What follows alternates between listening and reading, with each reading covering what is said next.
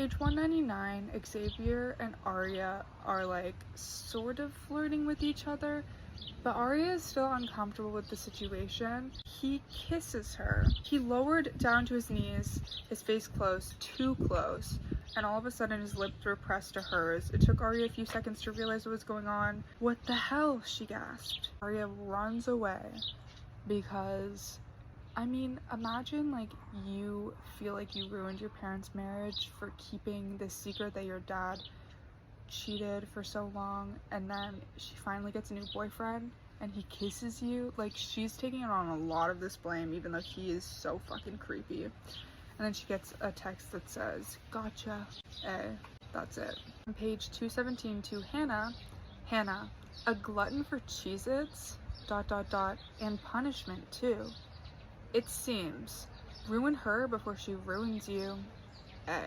I know that someone sometimes makes herself puke in the girls' bathroom.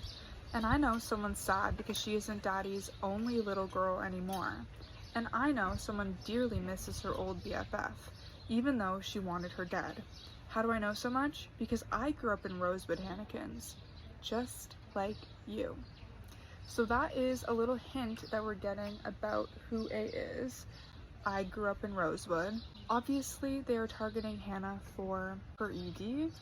We learned in one of the other books that she used Kate's toothbrush to throw up for the first time. They're targeting her for her daddy issues because she feels like her dad literally hates her and just wants to have a new family.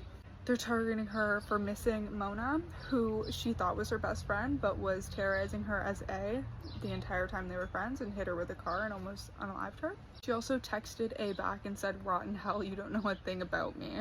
Also targeting her for overeating and her snack of choice, which is Cheez-Its. And A is still trying to create doubt about whether or not Kate is actually a good friend. Like, basically do something bad to her before she betrays you and does something terrible to you. She also ends up overhearing Kate on the phone saying, "It'll work, I promise," making Hannah believe that she's like hatching this crazy plan behind her back to humiliate her or something. On page 300, we get a message to all of them. "You all told, and now one of you has to pay the price. Want to know where your old BFF is? Look out the back window. It might just be the last time you see her, eh." Okay, so in this book, Spencer obviously really believes that Ian is to blame for Allie's death, but he ends up having this conversation with her like, "There's something you're missing, like I know this information, it wasn't me." Like, he's really trying to